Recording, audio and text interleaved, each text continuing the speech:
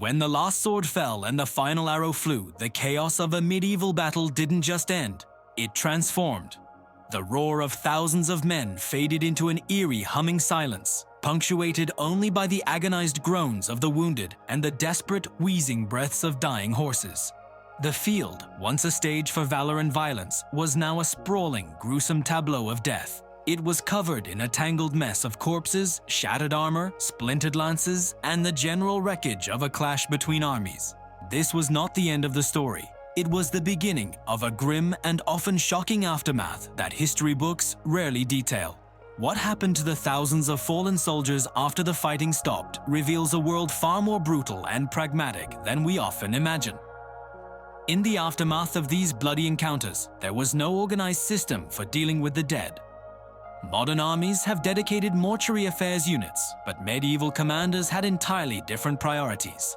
Their minds were already on the next move, securing prisoners for ransom, cataloging the spoils of war, or planning a strategic retreat or advance. The dead were a logistical problem, not a humanitarian crisis. The responsibility for the fallen was an afterthought, a grim task to be dealt with once the more pressing matters of victory or defeat were settled. For the common soldier, death on the battlefield was often just the beginning of a final, undignified journey. With the commanders and their remaining soldiers occupied, the gruesome task of clearing the battlefield fell to the people who had the misfortune of living nearby. Local peasants and villagers were often conscripted, ordered by the victorious lord or his representatives to dig massive burial pits or drag bodies away from the area. This was not a task anyone wanted. Aside from the sheer emotional and psychological trauma of handling hundreds or even thousands of mutilated corpses, there was a pervasive, deeply rooted fear of disease. The sight of so many dead, combined with the stench of decay that would soon follow, made this forced labor a horrifying ordeal. These locals weren't soldiers.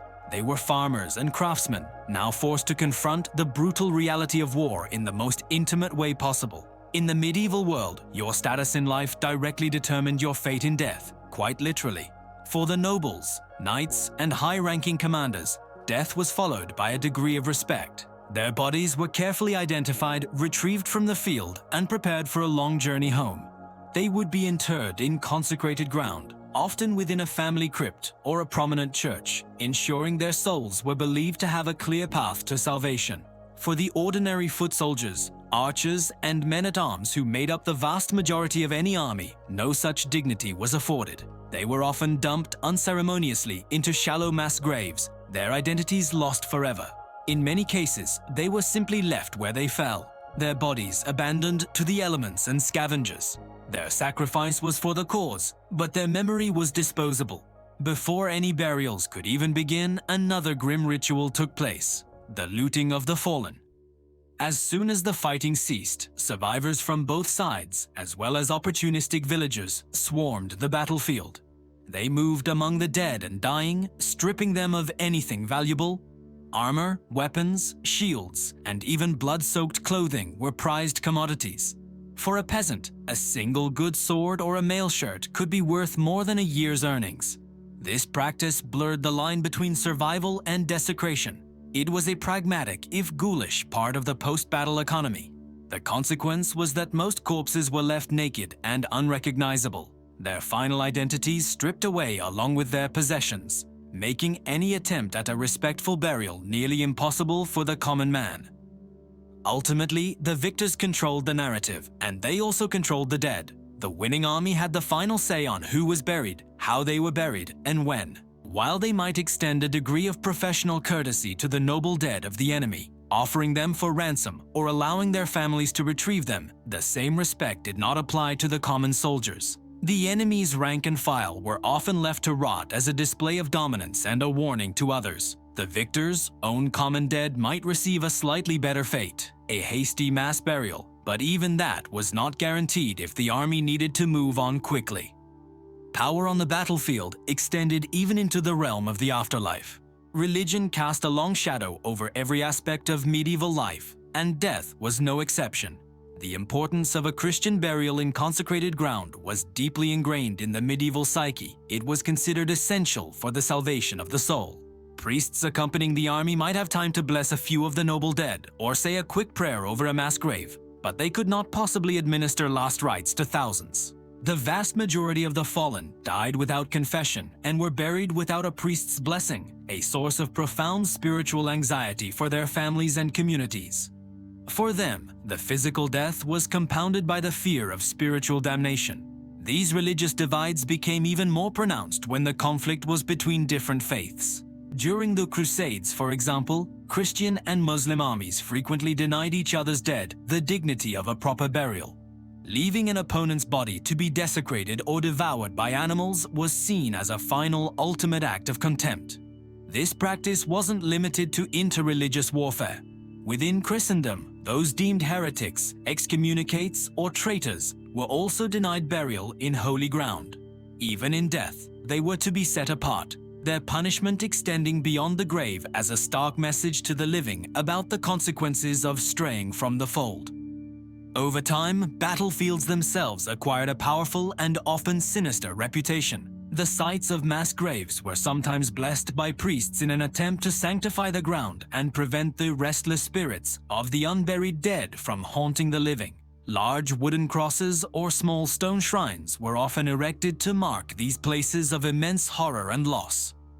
For generations, these locations were transformed in the local imagination, becoming places of deep fear or solemn prayer.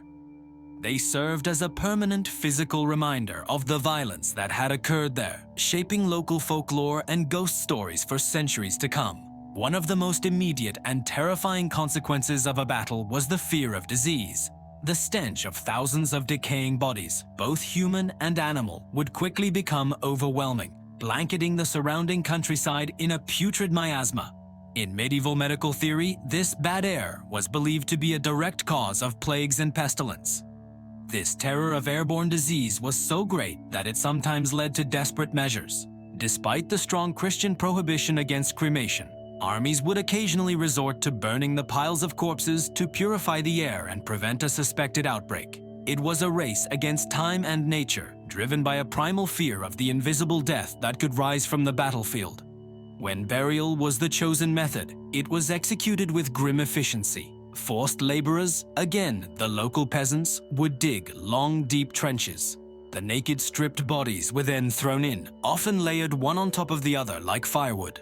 To speed up decomposition and, more importantly, to mask the horrifying smell, the workers would sprinkle layers of quicklime over the corpses before covering them with a thin layer of earth. These graves were frequently too shallow.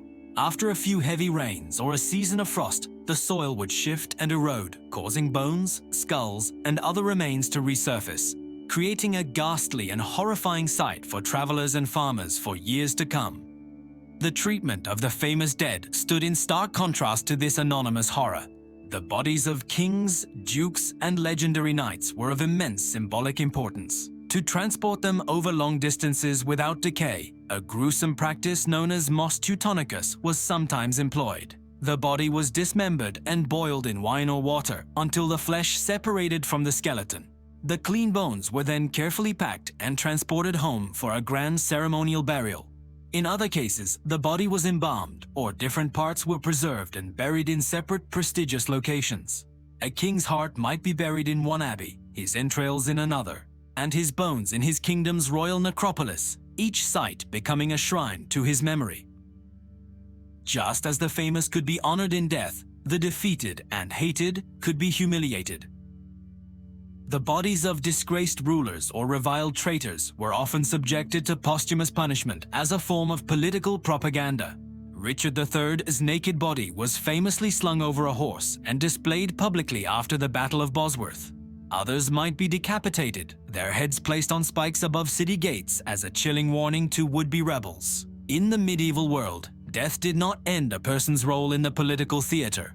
A corpse could be a powerful symbol used for remembrance, propaganda, or terror. A battlefield never truly died. For decades, even centuries, after the fighting, the land itself held the memory of the conflict. Farmers plowing their fields would regularly unearth rusted fragments of armor, broken arrowheads, and human bones. These discoveries reinforced the local legends and ghost stories, ensuring that the battle was never entirely forgotten. The land became a living monument, a constant reminder of the blood that had been soaked into its soil. Locals viewed these places with a mixture of awe, respect, and fear, weaving the history of the battle into the very fabric of their community's identity. Ultimately, the land remembered them all. Over centuries, the bones and relics of forgotten soldiers slowly mixed into the soil, becoming part of the landscape itself. Today, archaeologists using modern technology still uncover mass graves from these ancient conflicts, their discoveries offering silent, powerful proof of the thousands of ordinary soldiers who were lost to history. These skeletal remains are the final haunting testimony of the untold fate of the fallen, a stark reminder that long after the banners have fallen and the chronicles have been written, the true cost of war lies buried just beneath our feet.